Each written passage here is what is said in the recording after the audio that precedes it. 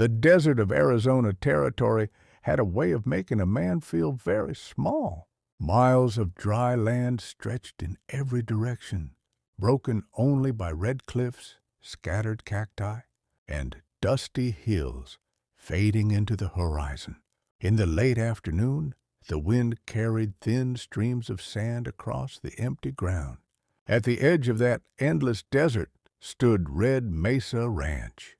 It was a small place, a weather-beaten wooden house, a narrow barn, a corral fence leaning slightly from years of wind, and a deep water well that groaned every time the bucket was pulled up. But to Daniel Carter, it was home. Daniel had lived there long enough to understand the desert. He knew the sound of coyotes calling at night. He knew how the wind changed before a storm. And he knew when something on the land wasn't right. That evening, something wasn't right. Daniel leaned against the wooden fence of the corral, watching the sun slowly sink behind a long ridge of red stone to the west. His horse, Rusty, stood nearby, lazily chewing dry grass. The ranch was quiet. Too quiet! Daniel's eyes moved slowly across the horizon. Earlier that morning, while riding along the outer fence line, he had seen something that had been bothering him all day. Tracks, dozens of them, horse tracks, pressed deep into the dry desert soil. Fresh tracks. Daniel had climbed down from his saddle and studied them carefully. There had been many riders, at least 50, maybe more. They had come from the north, circled behind the red ridge west of the ranch, and disappeared. No wagon wheels, no cattle. Just horses, just riders. Daniel didn't like that. In the Arizona Territory, groups that large usually meant one thing: Apache. He hadn't told Mary yet. There was no sense worrying her before he knew more. But as the evening shadows stretched longer across the desert, the uneasy feeling inside him grew heavier. Behind him, the door of the ranch house opened. Mary stepped onto the porch carrying a lantern. "Daniel," she called softly. "You coming in soon?" Daniel turned slightly. "In a minute." Mary walked down the porch steps and stood beside him, holding the lantern low. The golden light flickered across the fence and the dusty ground. "You've been staring at those hills all evening," she said. Daniel hesitated. Then he sighed. "I found tracks today." Mary's expression changed slightly. "What kind of tracks?" "Riders." "How many?" Daniel looked back toward the ridge. "Maybe 50. The wind moved gently through the dry grass. Mary followed his gaze toward the red hills. "Apache?" Daniel rubbed the back of his neck. "Could be." The desert had grown darker now. The ridge had turned almost black against the fading sky. Mary lowered the lantern slightly. "Do you think they're watching the ranch?" Daniel didn't answer right away. Instead, he kept staring toward the ridge. For a brief second, he thought he saw movement, a small dark shape along the top of the rocks. Then it vanished. Maybe it was nothing. Maybe it was the fading light playing tricks on his eyes. But Daniel had lived too long on that land to ignore his instincts. "If they are," he finally said quietly, "they haven't shown themselves yet." Night slowly settled over Red Mesa Ranch. Stars began filling the sky. Coyotes howled somewhere in the distance. Inside the house, Mary prepared dinner while Daniel checked the rifles hanging above the fireplace. 2 rifles, 1 shotgun, enough ammunition to hold off trouble for a while, if it came to that. Daniel hoped it wouldn't, but life on the frontier rarely followed hope. Outside, the desert wind stopped completely. The land fell into a deep, uneasy silence. And far beyond the red ridge, hidden in the darkness of the hills. 53 Apache warriors sat on horseback, watching the ranch. They had arrived hours earlier. They had seen the rancher. They had seen the house. And now they were waiting. The siege of Red Mesa Ranch had already begun. The night passed slowly at Red Mesa Ranch. Daniel barely slept. Every sound outside the house pulled his attention. The distant cry of coyotes, the shifting of the barn door in the wind, the creaking wood of the house as the desert temperature dropped. Several times he stepped outside with a lantern and looked toward the dark ridge. Each time he saw nothing, just the endless desert and the cold stars above. But the uneasy feeling never left him. Just before dawn, the desert began to change. The eastern horizon slowly turned gray, then pale orange. A cold wind moved across the open land, carrying the smell of dust and dry sage. Daniel was already awake. He poured a cup of coffee into a tin mug and stepped out onto the porch. The morning was quiet. Too quiet! Mary appeared behind him in the doorway. "You didn't sleep," she said softly. Daniel shook his head. "Something's wrong out there." Mary wrapped a blanket around her shoulders and looked across the desert. The ridge to the west was slowly becoming visible as the sunlight crept across the land. For a long moment, neither of them spoke. Then Daniel narrowed his eyes. At first, he thought the shapes were rocks, dark shapes scattered along the ridge. But then one of them moved. Daniel set the mug down slowly. "Mary," he said quietly. She followed his gaze. More shapes appeared as the light grew stronger. Dozens of them, figures on horseback, standing still along the top of the ridge. Mary's voice dropped to a whisper. "Daniel." He didn't answer, because now he could see them clearly. Riders, many riders. They weren't hiding anymore. They were watching. The rising sun slowly revealed the full scene. Not just riders on the ridge, but riders across the hills to the north, the west, and even the south. Daniel felt his stomach tighten. They were everywhere. He counted quickly. 10, 15, 20. More shapes appeared behind the rocks. 30, 40. Daniel stopped counting when he reached 50. And still more riders emerged from the shadows of the hills. Mary gripped the porch railing. "How many?" Daniel spoke quietly. "Too many." A cold silence hung over the ranch. The riders did not move closer. They did not attack. They simply waited, watching. The morning sun rose higher, casting long shadows across the desert floor. Now, Daniel could see them clearly. Apache warriors. Some carried rifles. Others held bows. Their horses stood calmly beneath them, trained and disciplined. They had surrounded the ranch completely. Mary spoke again, her voice tight with fear. "Why aren't they attacking?" Daniel kept his eyes on the hills. "I don't know. The strange thing was, they didn't look like warriors preparing for a raid. They looked like hunters waiting patiently, watching their prey." Daniel stepped down from the porch. "I need to see better." He walked to the side of the house and climbed a wooden ladder leading to the roof. From the rooftop, the entire valley opened before him, and the sight made his chest tighten. They weren't just on the ridge. They were spread across the entire landscape, hidden among rocks, waiting behind small hills, watching every direction. Daniel counted again, slowly, carefully. This time, he reached a number that made his throat go dry.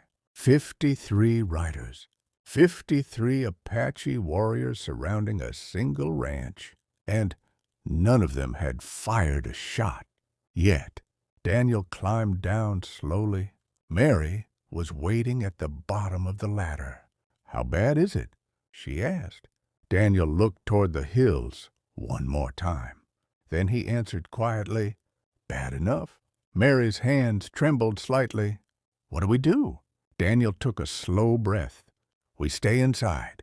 He walked toward the barn. "If they're waiting—" He paused and looked back toward the silent riders on the hills. "They're waiting for something." The desert wind picked up again, carrying dust across the dry ground.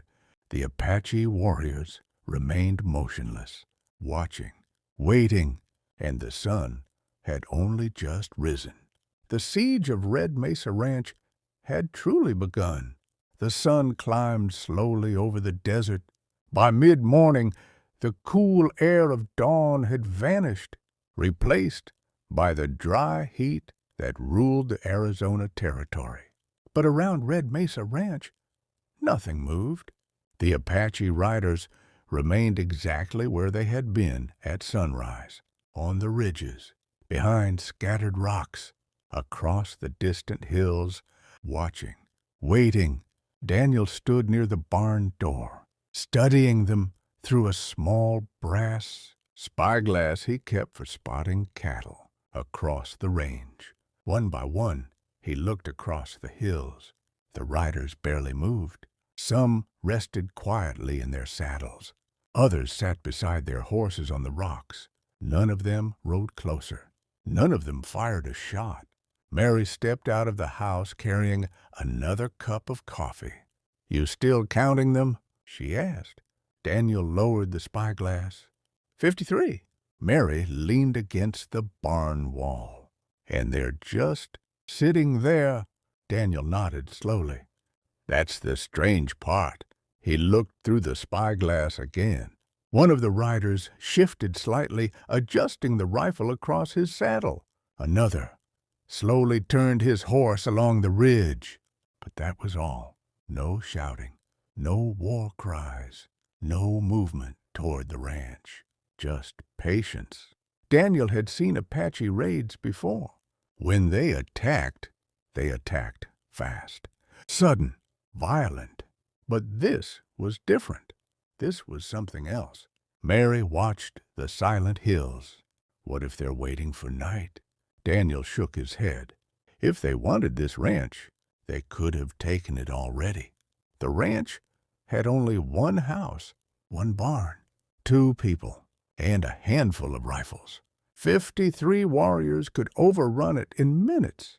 But they didn't. The hours passed slowly. By noon, the desert heat shimmered above the dry ground.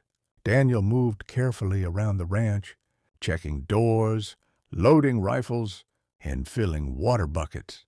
Every time he stepped outside, he felt the same thing. Dozens of eyes watching him. The Apache warriors remained spread across the hills like silent statues. Mary prepared food inside the house, though neither of them had much appetite. Occasionally, Daniel climbed onto the roof again, scanning the desert with the spyglass. Still 53, still waiting. Late in the afternoon, something finally changed. Daniel noticed movement along the northern ridge. 3 riders slowly separated from the others. They didn't rush. They didn't raise weapons. They simply rode down the slope toward the open desert between the hills and the ranch. Daniel immediately stepped back down from the roof. Mary saw the tension in his face. "What is it?" "3 of them are coming closer." Mary froze. Daniel grabbed his rifle and stepped onto the porch. The riders stopped far from the ranch, perhaps 200 yards away, close enough to be seen clearly, but far enough to remain out of easy rifle range. The 3 Apache warriors sat calmly on their horses, watching the ranch, watching Daniel. None of them spoke. None of them raised a weapon. The wind moved slowly across the desert. Dust drifted across the ground between them. Minutes passed. Daniel kept the rifle lowered but ready. Finally, one of the Apache riders slowly lifted his arm. He pointed, not at the house, not at the barn, but at the water well beside the corral. Then he lowered his hand again. The three riders turned their horses and calmly rode back toward the hills. Daniel stood frozen for a moment. Mary stepped onto the porch beside him. What did they want? Daniel stared at the well. His voice was quiet. I think, he paused, they're not here for the ranch. Mary looked confused. Then why are they here? Daniel looked back toward the hills where the 53 riders waited. His stomach tightened. I think they're here for the water. And suddenly, the entire situation felt even more dangerous, because the well at Red Mesa Ranch was the only reliable water source for miles, and 53 warriors surrounded it. The sun slowly began to drop toward the western horizon. The first day of the siege was far from over. The sun finally disappeared behind the red hills. Long shadows stretched across the desert floor, and the heat of the day slowly faded into the cool air of evening. But the Apache warriors still had not moved. From the porch of Red Mesa Ranch, Daniel could still see them. Small, dark figures scattered across the ridges and hills, silent, watching, waiting. Mary lit the lanterns inside the house as the sky turned deep orange and purple. Neither of them spoke much. There was nothing left to say. They both understood the situation. 53 warriors surrounded their ranch, and no one knew how long they intended to stay. Daniel checked the rifles again. He placed one near the window, facing the north hills, another beside the front door. The shotgun rested against the wall near the back entrance. "Do you think they'll come tonight?" Mary asked quietly. Daniel looked out toward the darkening hills. If they planned to rush the ranch, he paused, they would have done it already. Mary sat at the table but didn't touch the food she had prepared. Outside, the desert grew darker. Stars slowly appeared in the sky. And then something strange happened. One by one, small lights began to appear across the hills. Mary noticed first. Daniel, he stepped outside again. At first, he thought they were stars, low on the horizon. But then he realized what they were. Fires, small campfires, across the hills surrounding the ranch. Dozens of them. The Apache warriors were making camp. Daniel counted again as best he could. The fires were scattered across the ridges, just like the riders had been earlier. They weren't preparing for an attack. They were settling in.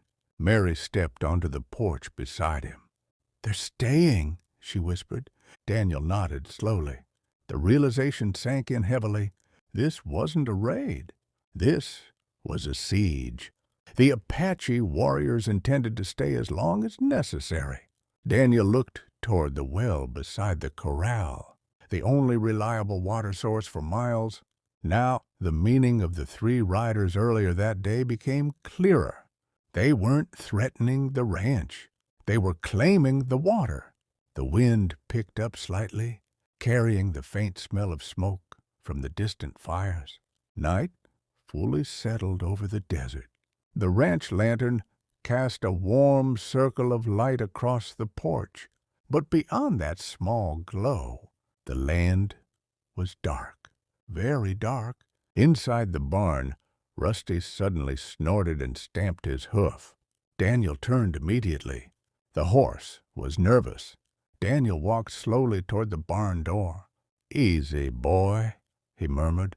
Rusty shifted again inside the stall. His ears pointed toward the darkness outside the barn. Daniel stepped just inside the doorway and listened. At first, he heard nothing, just the quiet desert night. Then a sound. very soft, the faint crunch of sand under careful footsteps. Daniel slowly reached for the rifle leaning beside the door. He moved quietly to the edge of the barn and peered into the darkness towards the well. For a moment, he saw nothing. Then a shadow moved. Someone was there. Near the well, Daniel tightened his grip on the rifle. The figure moved again, low to the ground, not charging, not attacking, crawling, slowly approaching the water. Daniel didn't fire. Instead, he called out into the darkness, "That's far enough." The shadow froze. For a long moment, nothing moved. Then slowly, the figure stood, a young Apache warrior, barely more than a teenager, thin, exhausted. Daniel could see now that the boy carried no rifle, no weapon at all. The boy raised his hand slightly, not in surrender, but in quiet understanding. Behind him, far across the hills, the fires of the Apache camp flickered under the stars. The young warrior looked toward the well again, then back toward Daniel. And in that silent moment, Daniel understood something important. This siege was not just about power.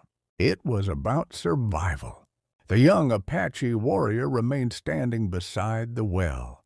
The moonlight revealed how thin he looked. His shoulders were narrow, his face sharp from hunger, and the dust of the desert covered his clothing. Daniel kept the rifle lowered but ready. Neither of them moved.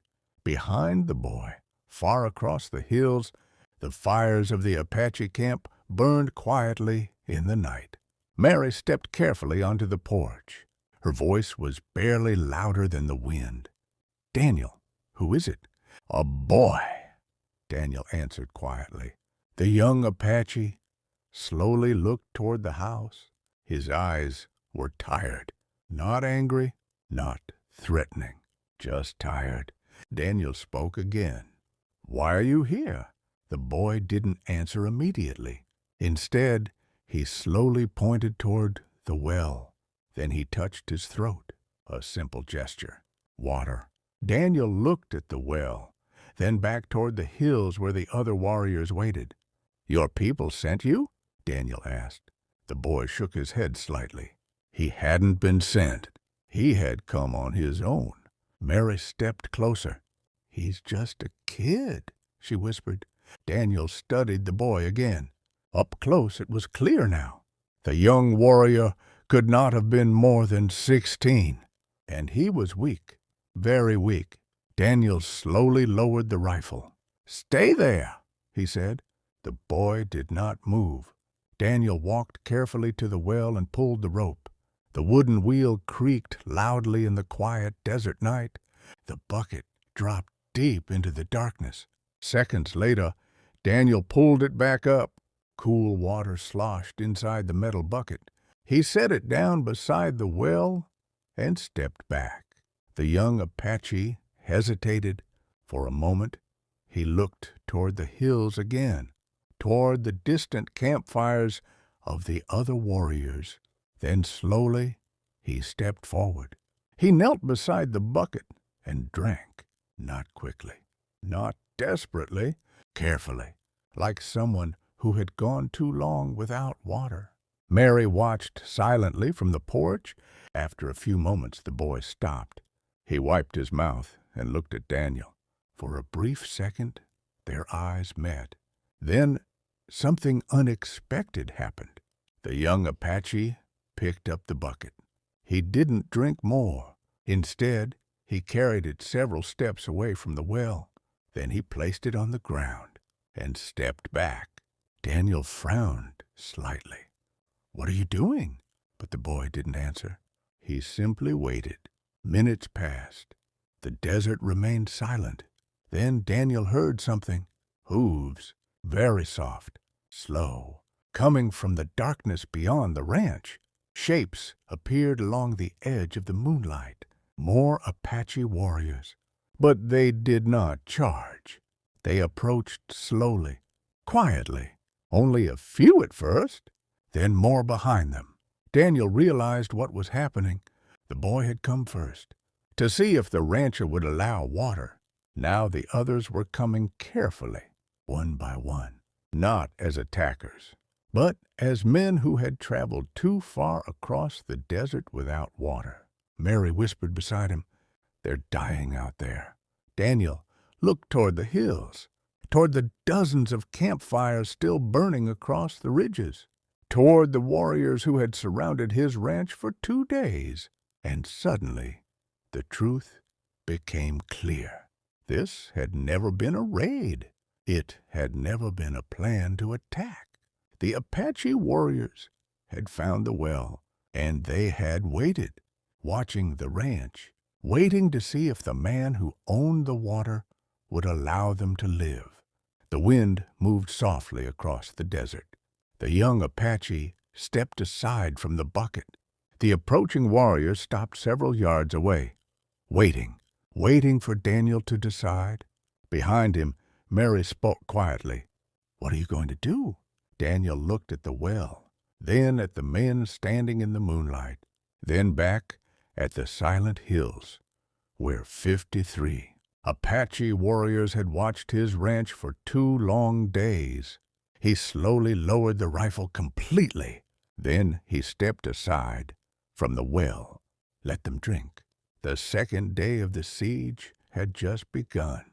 For a long moment, no one moved. The Apache warriors stood in the moonlight, their horses shifting quietly in the cool desert air.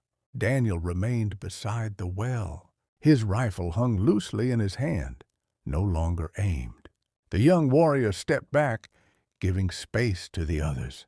One by one, the Apache riders approached the bucket.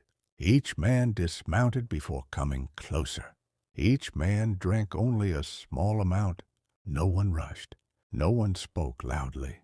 They drank slowly, carefully, like men who understood that the water meant life. Mary watched from the porch, her lantern casting a soft glow across the wooden boards. The scene felt strange. 53 warriors who had surrounded the ranch for 2 days, now quietly sharing water from the same well. Time passed slowly. More riders arrived. More men drank. Some filled small leather water bags and carried them back toward the hills, where the rest of their group waited. Daniel noticed something important. No one touched the ranch. No one entered the barn. No one even stepped near the house. They respected the line he had silently drawn around his home. Hours passed. The moon moved across the sky. Eventually, one final rider approached. He was older than the others. His hair was streaked with gray, and his posture was straight and calm. The other warriors stepped aside as he walked toward the well. Daniel understood immediately. This man was the leader. The Apache elder studied Daniel for a long moment. Neither of them spoke. Then the elder stepped forward and drank from the bucket. When he finished, he wiped the water from his beard and looked directly at the rancher. For a moment, the 2 men simply stood there. 2 men from very different worlds, both surviving in the same harsh desert. Finally, the Apache elder nodded once, a small gesture, but one filled with meaning, respect, gratitude, understanding. He said something quietly in his own language to the young warrior. The boy nodded and ran toward the hills. Soon after, movement began across the desert. The campfires on the ridges slowly died out. The riders began gathering their horses. The Apache warriors were leaving. Daniel stood beside the well as the first riders passed by the ranch. None of them stopped. None of them spoke. But several nodded slightly as they rode past. By the time the sun began rising again over the eastern desert, the hills were empty. The riders were gone. The siege of Red Mesa Ranch had ended. Mary stepped out onto the porch, watching the empty desert. "They're really gone," she said softly. Daniel nodded. He walked slowly to the well and looked down into the dark water below. For 2 days, 53 warriors had surrounded his ranch, and not a single shot had been fired. Mary walked beside him. "Do you think they'll come back?" Daniel looked out across the endless desert. Then he shook his head. "No." He paused. "They got what they needed." The morning sun rose higher, warming the dry land once again. The wind moved gently across the empty valley, and far beyond the distant hills, 53 Apache warriors rode deeper into the desert, alive, because one man had chosen not to pull the trigger.